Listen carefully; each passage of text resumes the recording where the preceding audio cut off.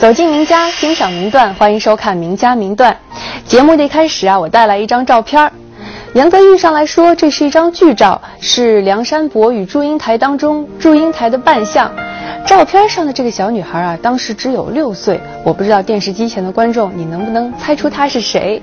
我们先来介绍一下今天来到我们节目当中做客的嘉宾，她就是傅派名家胡佩蒂老师。欢迎胡老师。观众好胡老师刚才我们节目一开始就拿了一张剧照，难道这张剧照的上的小姑娘是您吗？是的，真的？是的。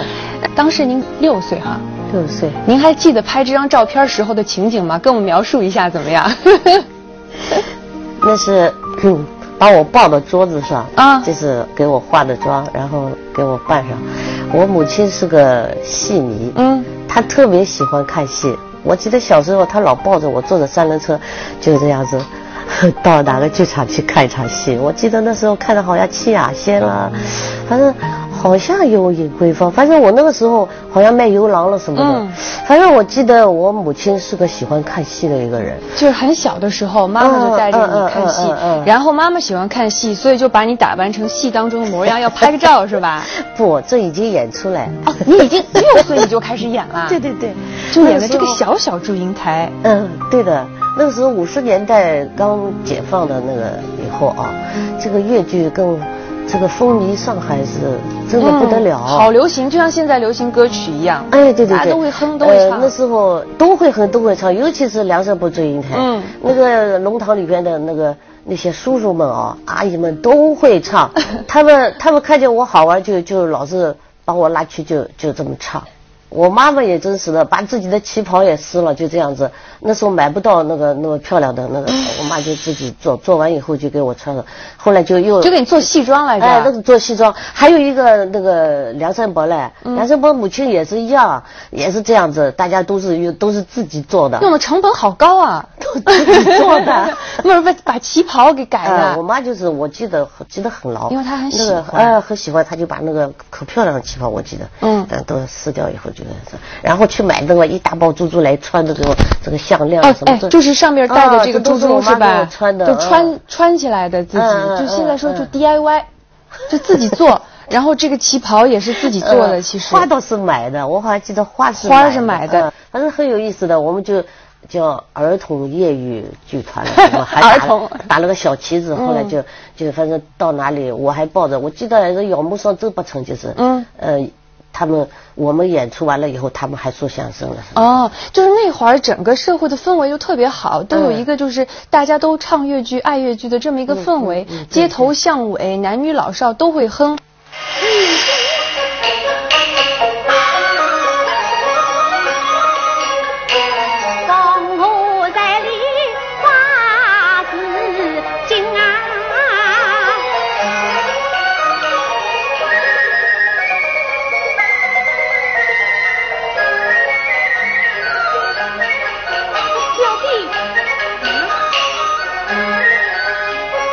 女扮来上身。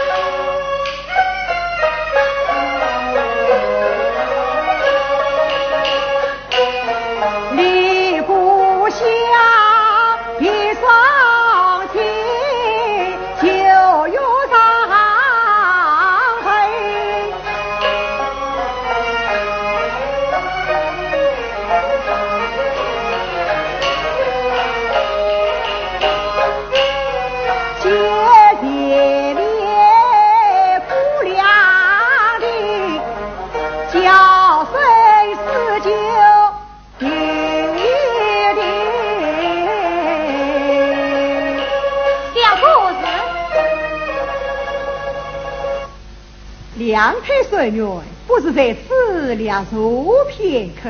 相公说得有理。相公，境内有人？无妨。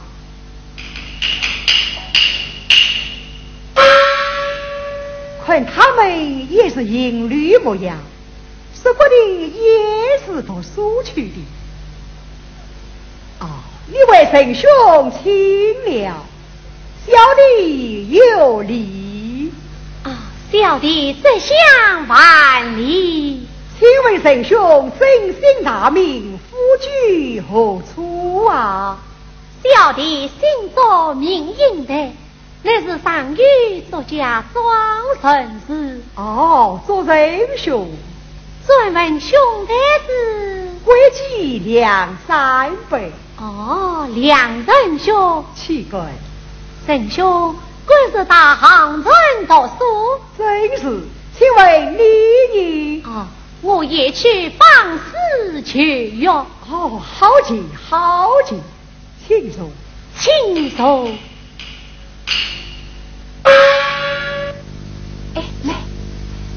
来，相公。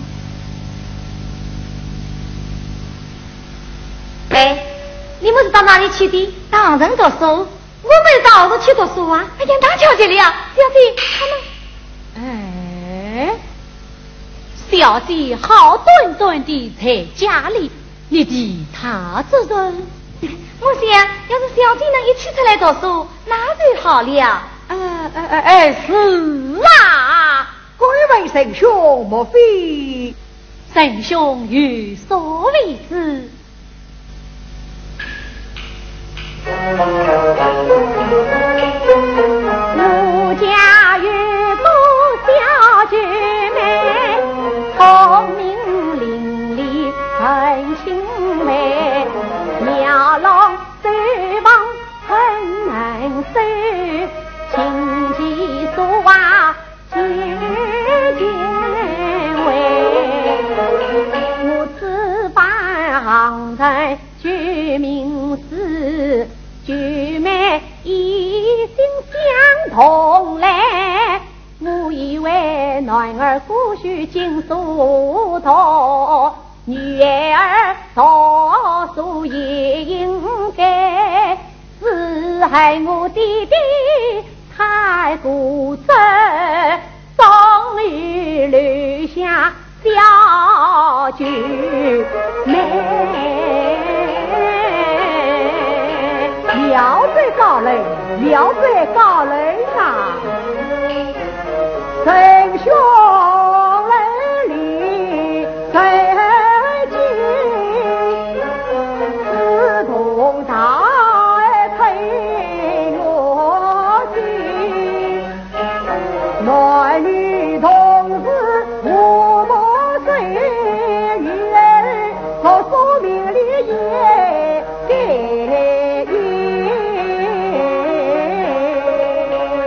圣兄夸奖，喜个喜个。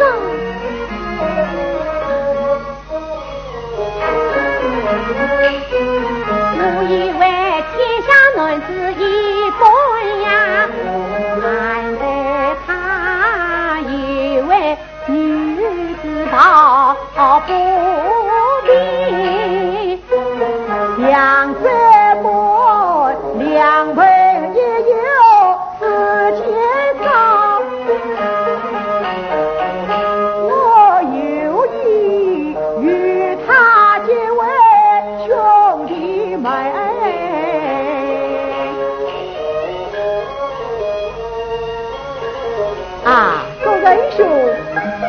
小弟有言，此事难以启齿。圣兄有见讲，你谈甚无妨下三辈无兄有无弟，有无妹亦无弟，有缘千里来相会，得与圣兄心欢喜。我与你俩举杯，为此曾胸口愿意。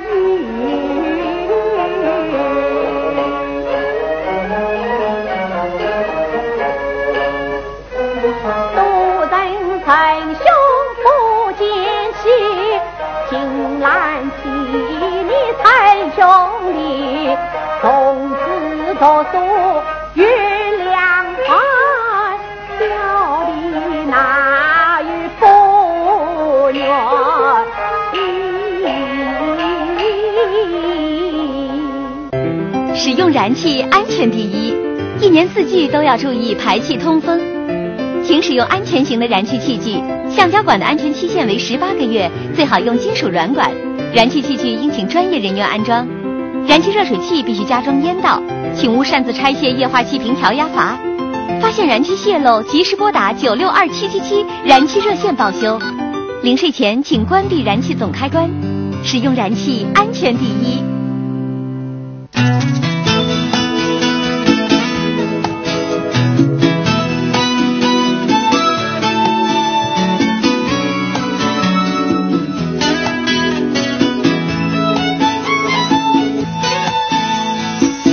时间悄悄地走开，告诉我不能再盲目的等待，未来会是和兄弟连一起支持成分献血，只要你的举手之劳。我是陈荣，每天我都要面对很多不同的人、不同的事，掌握资讯成为我每天必不可少的一门功课。在这里饱览精彩节目，在这里搜索实时资讯，还有电视支付、电视证券、电视游戏。我已置身于互动家庭，您也一起来吧。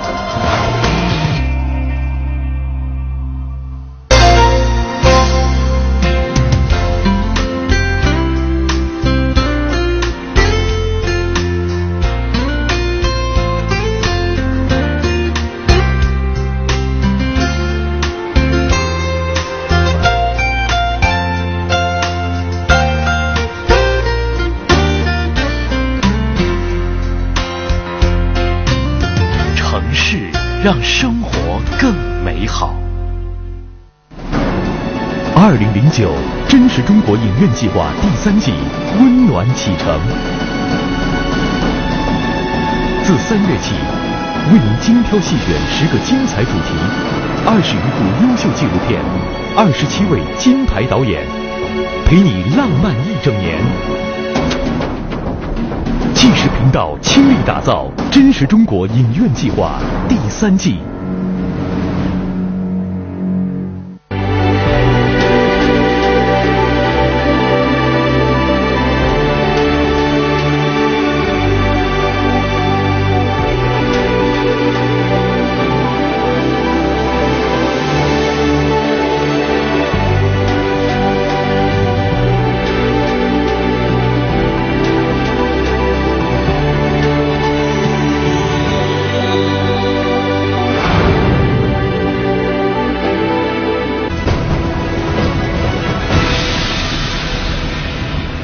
胡老师，您是从什么时候从这么一个喜欢唱粤剧的小姑娘，慢慢开始成为一个专业的粤剧演员了？怎么从上海到了西安粤剧团呢？好老远。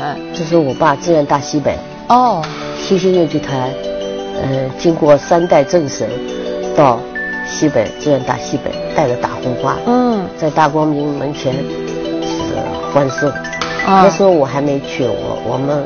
就是反正父亲先去，都先去。那你母亲呢？一块跟你去？我母亲离不开我父亲啊。后来过了那个2年以后也去了。那会儿是不是他们就不久马上就招生了？就嘛，当然就想到，那不是，你的女儿不是会唱的吗？就来唱，我就唱了1段嘛，2段就唱了，就去了，就录用了，就行了。他们那个时候招要100里挑一上万，是呀，在挑一，他们因为照顾我，就说知道我会演戏会唱嘛，就没有问题的。只要一招进去我看就是不一样的。哎呀，成为正式演员以后，完全是2回事哎。怎么两回事来着？哎呀，我看来人家就是唱得这么好的，就是我自己看到老师们嘛唱得这么好的，我就那么差的。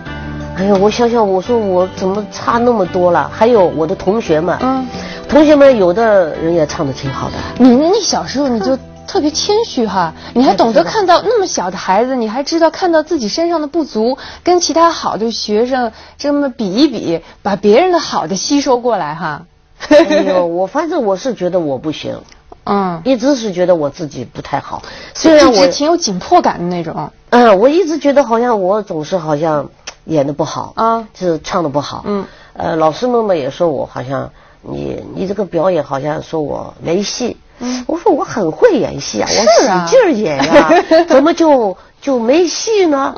其实这是个经验问题，到后来成熟了，怎么说呢？就像那个窗户纸一样，突然开了以后，我就意识到原来是个经验问题。西安越剧团从西安到上海来演出，当时的机会挺多的，所以是不是也是从这个演出的机会当中也认识了您的老师傅全祥老师呢？跟我们说说这当中经过。一点不认识啊，一点不认识。唱傅派，这就是我和傅派的缘分。就是文化大革命以后，不是可以演古典戏了吗？我们团里第一个戏是祥林嫂，那我唱的，我也不知道我唱的，反正知道是袁雪芬的，也不知道袁派的。那时候我还不太懂得留白。其实已经30出头了。等到那个就是第二个戏，就是演梁祝嘛，那你想我这个你最拿手了。就是我那个时候已经会唱18相送，我会楼台会啊，基本都会了。所以弄堂里面唱过的。那个就是儿童业余剧团嘛，我们那个时候也演了几出戏呢，就是折子戏啊，都是梁祝里面。后来结果大家一致认为我应该演祝英台，我就演了祝英台。祝英台呢，后来不知道哪里拿来的那个谱子呢，我也不知道，这个谱子就是那我就按谱子上面唱。唱完以后呢，他们其实我们团里边还有那个副迷呢，也有副迷。你唱的这个是傅全祥那个曲调吗？我说真的啊。他说那他说傅全祥这一句应该是这么唱的，那一句应该那么唱的。呀，那我说我没听见过哦，我说我也不知道怎么回事。后来我记得，反正不知道是谁拿来了，是个那个胶木的那个唱片，好像是胶木唱片，胶木唱片大的那种。好像里边是个18相送，跟范老师的2个人的这个在唱的。原来这个傅派是这样子的哦。那会儿就是你第一次真正的听到傅派。对，第一次真正的听到傅派。哎呀，我说傅派是这样子的哦，那就唱吧。我就是18相送肯定唱的。我18相送后来录影带放出来，他们都说我可像了唱的。原来是这样子。后来但是就这样子像举一反三似的，就把那个全部梁祝就唱下来。我觉得您有点歪打正着的意思，人家是先拜师再学，您是自己本来唱的就其实自己都不知道唱的是什么派，别人听着像。我觉得你说到底，我觉得是一种缘分，是个缘分，是您跟傅派那种缘分。你看怎么会随手拿来的谱子，其实就是一个傅派的谱子呢？对。本中有所为子，我家有个小姐妹，聪明伶俐神经美，描龙须梦才能是琴棋书画渐渐为，此番行人居民思，举妹一心相同嘞。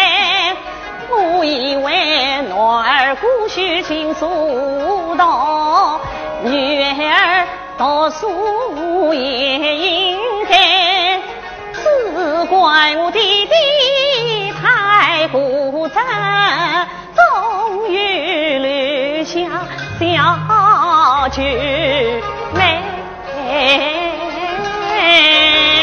了得高嘞，了得高嘞呀！神雄凛凛，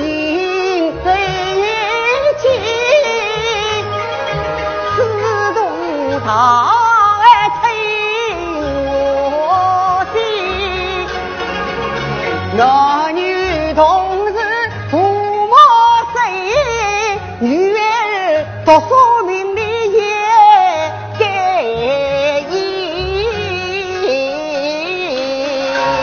臣生夸奖，岂准其过。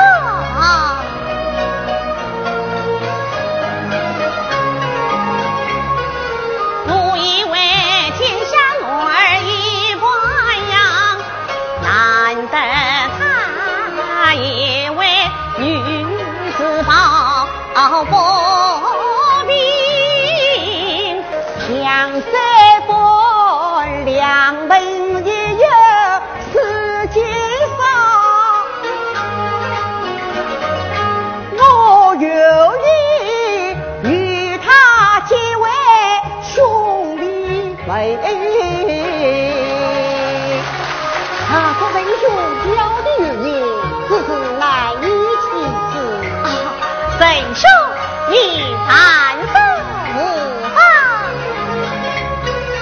江山在无兄也无弟，也无妹也无弟，又要千里来相会，对女神兄心欢喜，亦要与你俩结拜，彼此成兄可愿意。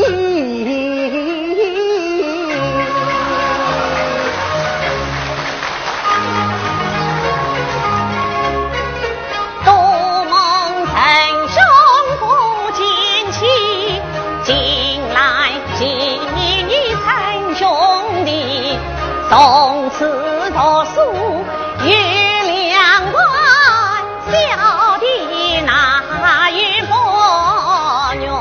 愿意。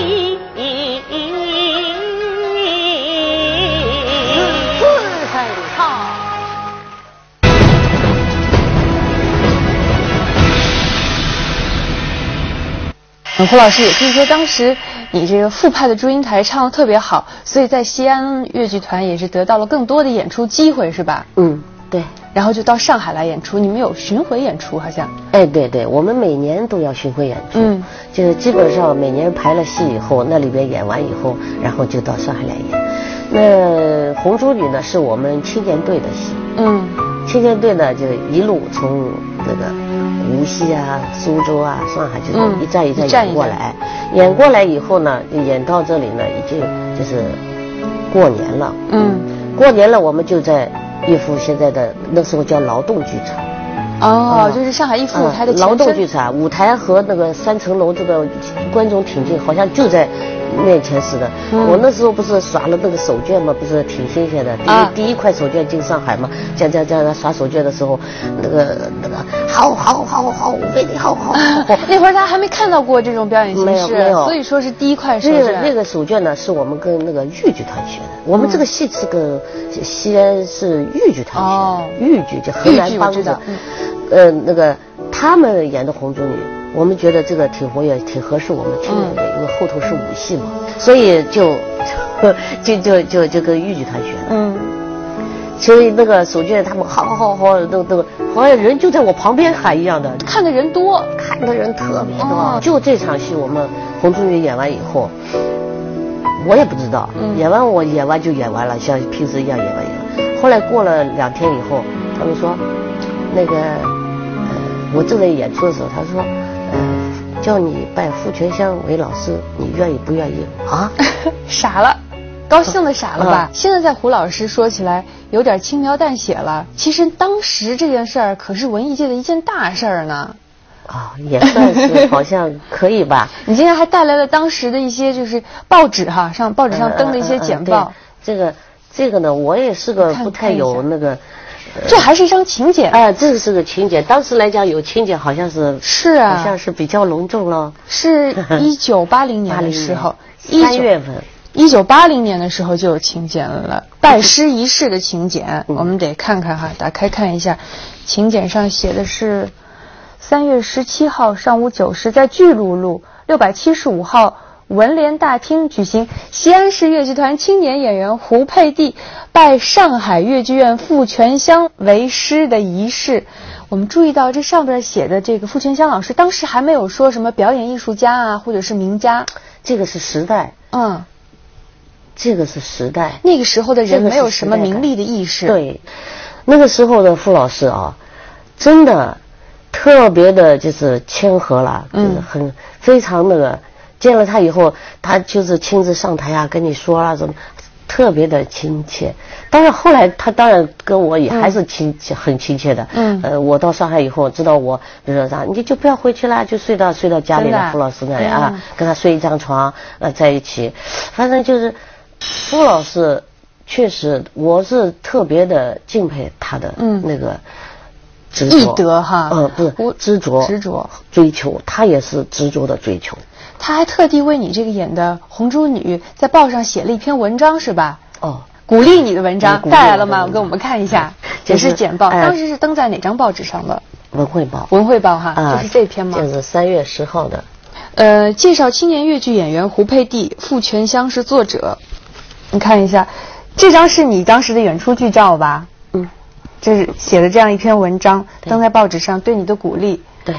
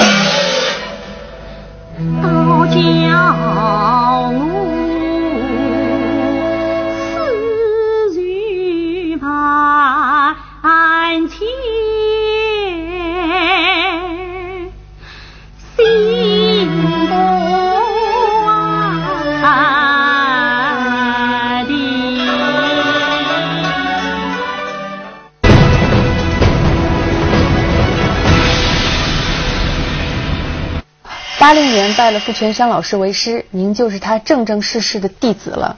我们也知道您对傅老师一直非常敬重哈，是不是他在上海很多戏你都会去看呢？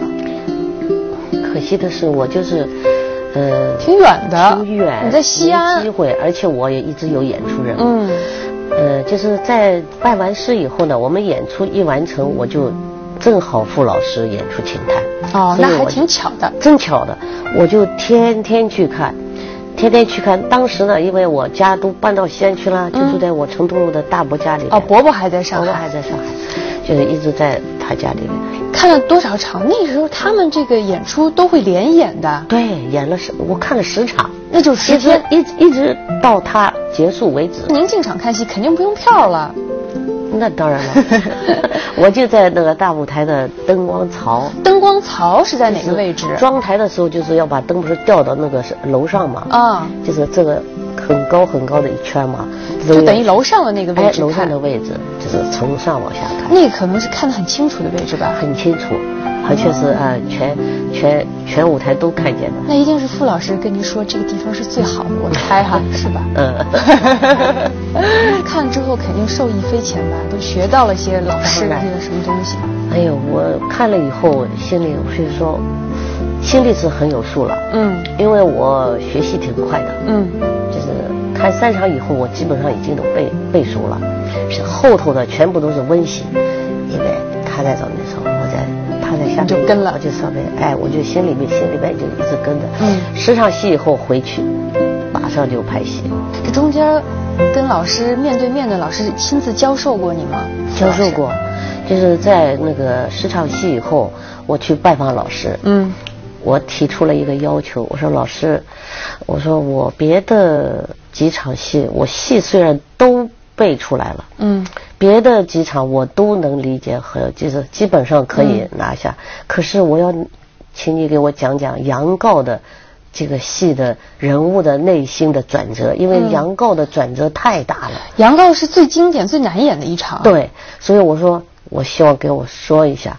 结果老师就从头开始给我讲，手把手的指点。他就给我主要是以讲为主。他就说这里的感情应该怎么样，那里的感情应该怎么样，就是读性啊，就从开始姐姐那里高兴，读性是最难读的，因为从最高兴的时候，最甜蜜的时候，一下子跌到谷底，就是绝望为止。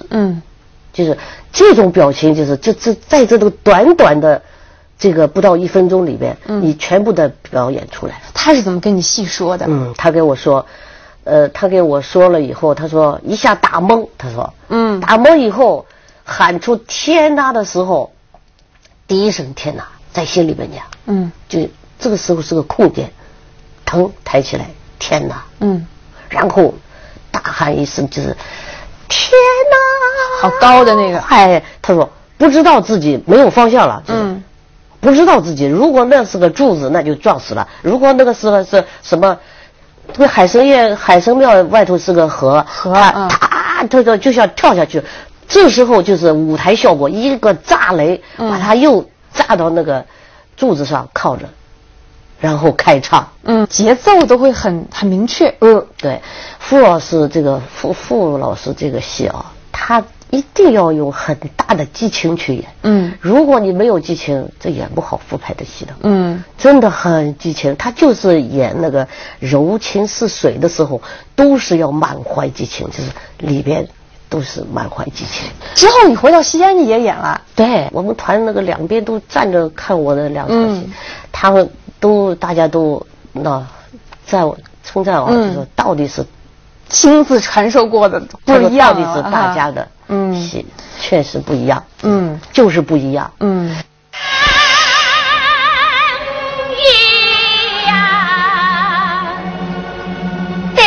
人林不与我此理滚滚，生一生害人也，细听分明，少不心无地步，吉祥。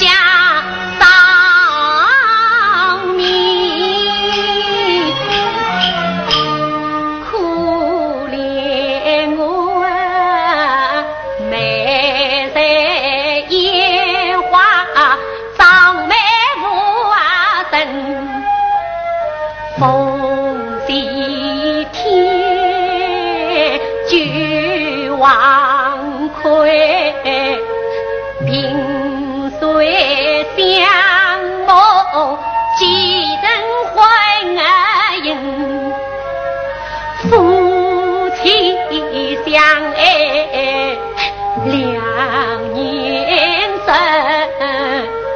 我问他每夜里苦到大三更，那王魁上京把事应，我也曾与王魁曾到神仙大事明，十指望生死何不与他共鸣啊，与谁知此人自面薄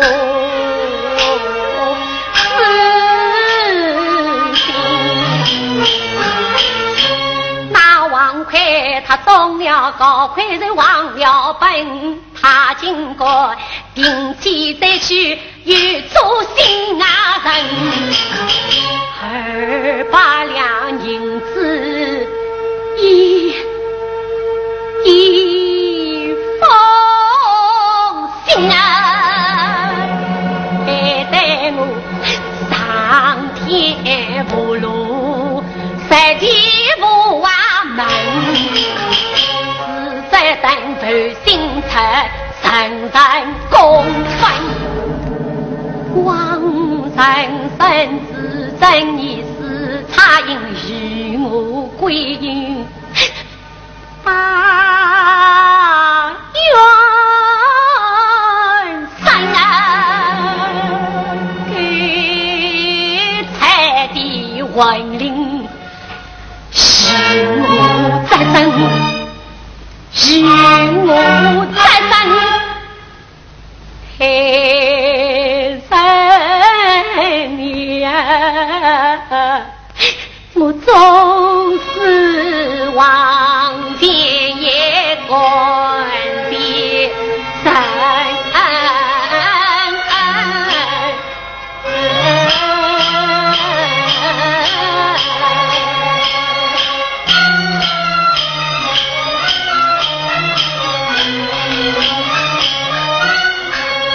黑人爷，你归隐孤苦伶仃，你就替我做主吧。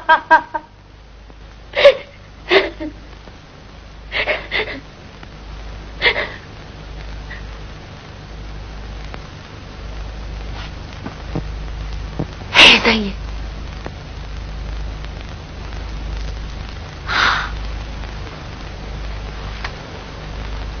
我哭诉了半天，你是一滴也不离开我。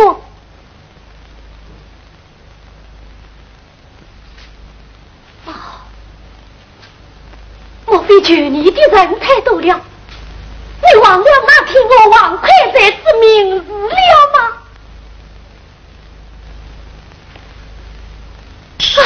潘官爷，潘官爷，潘官爷，请你向黑人爷为禀一声，夸夸办那王魁。你也不理我，那天我王魁才是名字，不是你用小鬼所精神的吗？小鬼公公，小鬼公公，小鬼公公，你记得吗？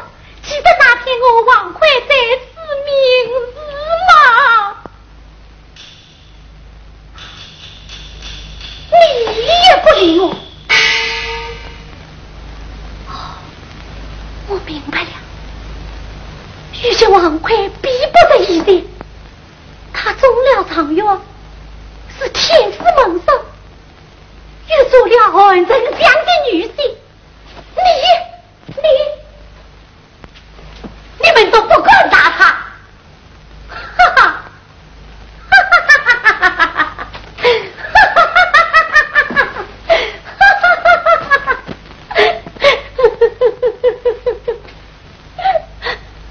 你们都看不起我，看不起我教会一无的二无是，是个个烟花女子，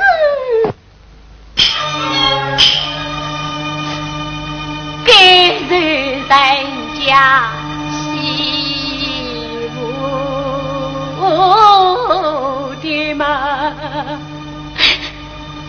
啊！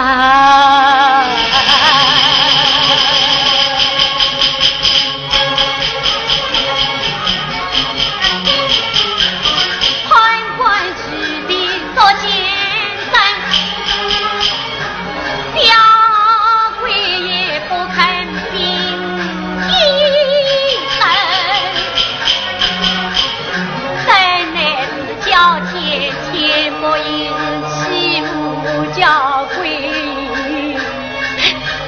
我名字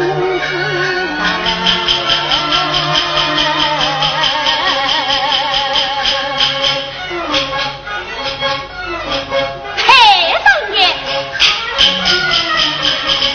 山上的母子出岗生，断于三金皆有人，恰为我的今日福音令的三母可诉。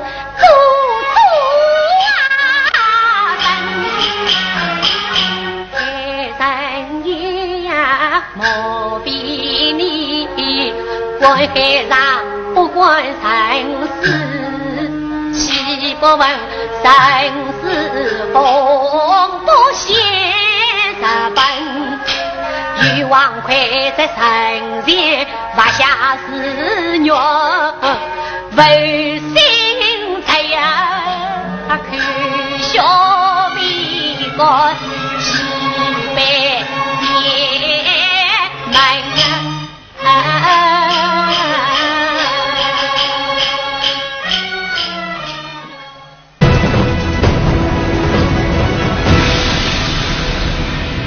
胡老师，我们知道这个傅全香老师，他是特别善于博采众长，像秦探当中很多东西，他都是借鉴了像川剧啊、昆剧当中的表演。就我不知道您在西安的时候，是不是也是很注重当地的一些文化，比如说会不会借鉴他们的一些东西？对对对，我也借鉴的。第一个手绢我跟豫剧团学的，这个水袖也是跟他们正好豫剧团跟我们教了一套那个花水袖。我觉得这个咆哮如雷的这个几个词唱词中间，我觉得好像正好还可以用一点。就是秦探这段，你又加了这个水袖的东西。行路呢，我就加了一点点，我也不太敢动，就这样加了一点点。其实他本来这个副派当中，在这个秦探当中，他已经很完整了。他把其他的，包括我们前面说这个川剧啊、昆剧，已经运用得很好了，在这里面已经很完美了，可以说。但是您又在这个基础上又加了自己的东西，老师还看出来了是吧？他看出来以后怎么说？他说挺好，他说认为你有想法挺好，他就也表扬了我。那你在西安的时候，会不会自己经常去看一些其他的演出，包括秦腔？我们刚才说的。对，我是很爱看秦腔和那个豫剧啊，这种剧种啊，就是甚至京剧啊，他们在就是表演的这种方式上啊，就是表演的技巧上、表演的手段上，有的我还是挺丰富的。所以你就会从中得到启发，有灵感。我们虽然越剧不能完全用他们，但是你像我们这个红梅记，这个就是基本上就是像吹火，那纯粹就是这个技巧是一定要根据这个程序来的，就是跟他们学的。这个戏你在上海也演出过，傅老师也看过，他说很不错，这个挺好的。所以后来不是在94年的时候，中青年精英汇演的时候，不是我跟那个石继华老师一块演了一次。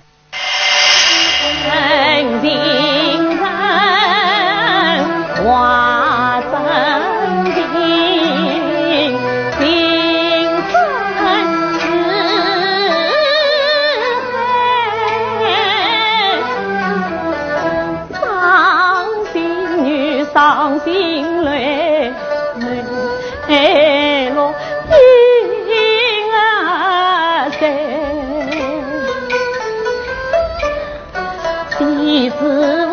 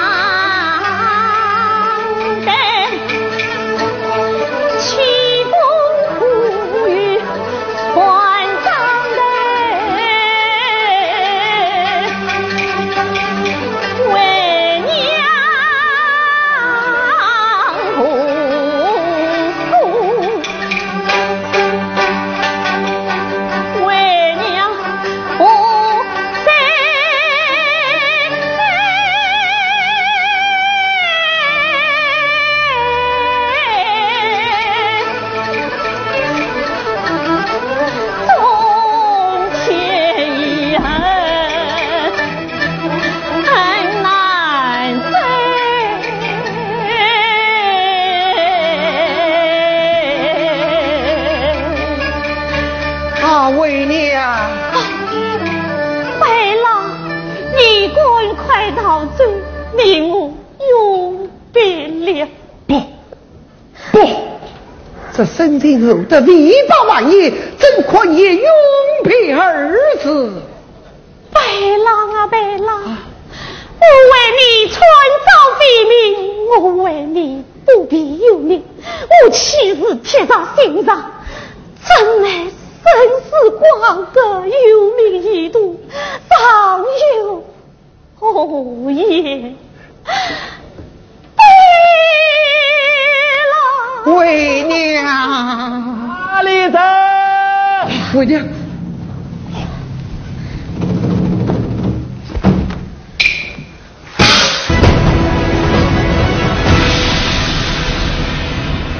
胡老师，您从6岁的时候，一个喜欢唱越剧的小姑娘，在弄堂里唱越剧的这么一个小姑娘，到了西安越剧团，成为了一个越剧名家。现在您从西安回到上海，也走上了上海的讲台哈。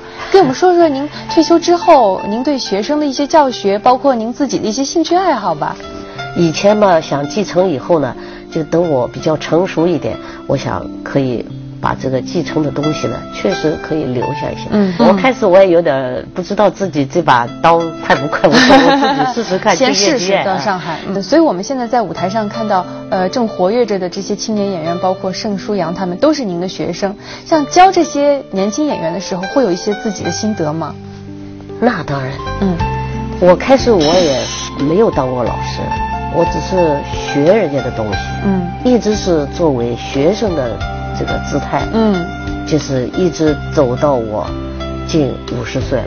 学跟教还是不一样，但是一当老师，我觉得我不能再像学生一样，我要但是我自己就是说我换位思考，我希望有个什么样的老师，我就是老师。等于你在这当中要角色转换，对，你就会想，如果我是学生的话，当时老师是什么样的？对，就是我希望老师怎么教我，所以呢，我就从这个路上就是一点一点，这个讲台上一点一点摸出来。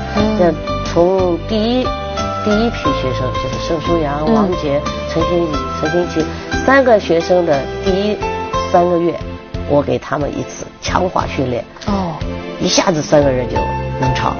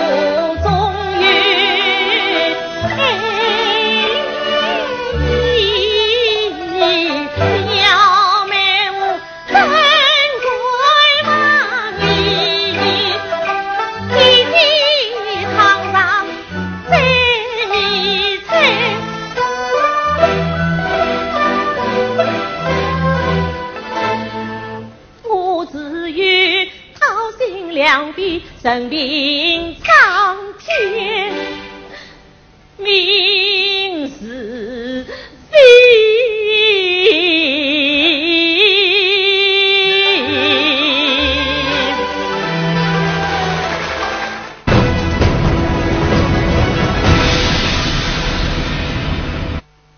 今天非常感谢胡培地老师在节目当中跟我们分享了很多您的艺术之路。其实在这儿胡老师也有话要对观众说哈。越剧需要观众的呵护。使用燃气安全第一，一年四季都要注意排气通风。请使用安全型的燃气